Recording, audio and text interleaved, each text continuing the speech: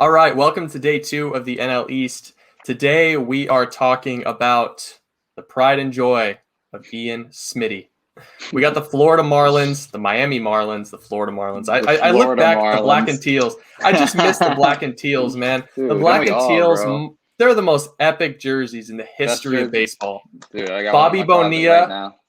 Bobby Bonilla's agent needs a raise for life. But anyways, the Miami Marlins today, we're tackling South Beach. Ian, they've been kind of all over the map as well. Yep. Last year they went with Max Meyer, who I think we all agreed was, if not our favorite pick in the draft, he's really close. I mean, we fell in love with Max Meyer, and they've gone a number of different directions in the past before that. I want to ask and just kind of throw it over to you. What direction do you think the Miami Marlins could go this year? I believe they're picking 16th, so they're not going to have the creme de la creme that we're used to them having at the top, but still a lot of talent in that range. Absolutely. And I think the way the Marlins have drafted the last few years really puts them in a good position going into this draft. They've been extremely smart drafters. You mentioned Max Meyer in last year's draft, but Jake Edger has became one of the top 3 pitchers in the entire system. I've heard from guys high up in the Marlins organization, and that's a guy they've got late in the rounds. But I'm getting off topic here. We're going to talk with pick 16 here. I think they're in a good position. I think they're going to look at pitching first and foremost more than anything. I know that's crazy to say after they took 6 pitchers in last year's draft, but it's a position of emphasis in the system, and it's something they developed extremely well over the last few years, but they still lack at the lower levels of their system. So I think if there's a Gunnar Hoagland on the board at 16, they may not hesitate. I think Chase Petty's a guy they look at 16. I even think Will Bednar is another guy they could even take a look at 16. We mocked him to Miami at 31, but I don't know if he's going to be on the board there. So I think he's a guy they could really focus on at 16. They're huge on finding 2 really plus pitches in a guy. So you look at a guy like Will Bednar with a plus fastball, plus slider. You look at a guy like Gunnar Hoagland, who was trending with a plus fastball and a plus slider and a budding changeup this spring. So those are 2 guys I think they really could take a gander on. I've seen some mocks where they went high school pitching. I think they're going to steer away from high school pitching. I know I've mentioned Chase Petty in the past, but I think that's not a route they're going to go with in this class. I think college pitching or college hitting might be the way they go at 16.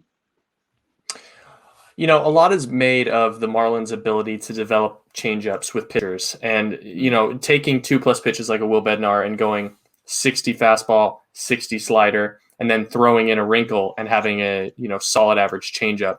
That's a big league starter. My question for you would be: we have seen a lot of different mocks with Jordan Wicks going to Miami. Do you think because he's already possessing a plus changeup, he's kind of in a way developmentally tapped for Miami and he doesn't make sense? I think he makes sense in the front if they look at him in the sense that he's a top 2 or 3 starter at the next level. If he's a 1 or 2, a 2 or 3 type of guy, then I think they don't hesitate. But I think Miami's looking at projection and guys they can develop. And like you just mentioned, Wicks is pretty fully developed. I don't see there's much more projection left on his fastball or his changeup. I think those are pretty maxed out pitches. So I think that's a guy Miami will look at. I mean, he's on the board. He's a great pitcher. He's put up great numbers this year in his whole career at Kansas State. But I think they're looking for a guy where they can maximize more in their ability. And I think you're looking at that in the Gunnar Hoaglands and the Bednars. And even in a Sam Bachman, I think Sam Bachman could even slide to a spot like that if somebody finds too many reliever risk in his next level profile. That's something Miami does not worry about. They don't mind taking the smaller guy. They don't mind taking the guy they take the plus stuff. So I think that's what they're looking for at 16.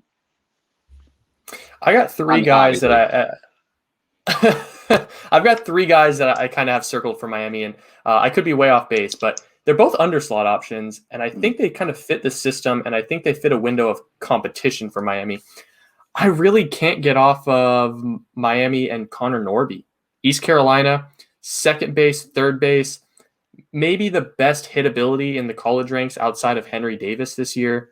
I think there's a lot of money being put down right now on Jazz Chisholm and that minor league system of infielders coming through. I think there needs to be a little bit of a safety net, if you will. And I think Connor Norby could be a bat that plays no matter where you put him on the field. So maybe not a sexy underslot option at 16, but I think a selection that moves very, very quickly.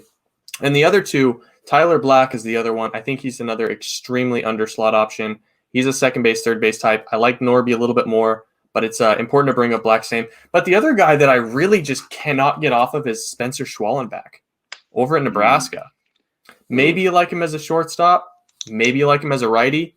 We watched him in the regionals, deadly slider. He's been up to 97.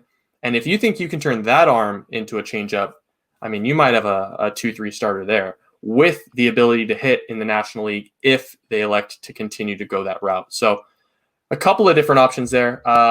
Tyler, Ian, is there anything else that you want to add? I get you two mixed up unbelievably.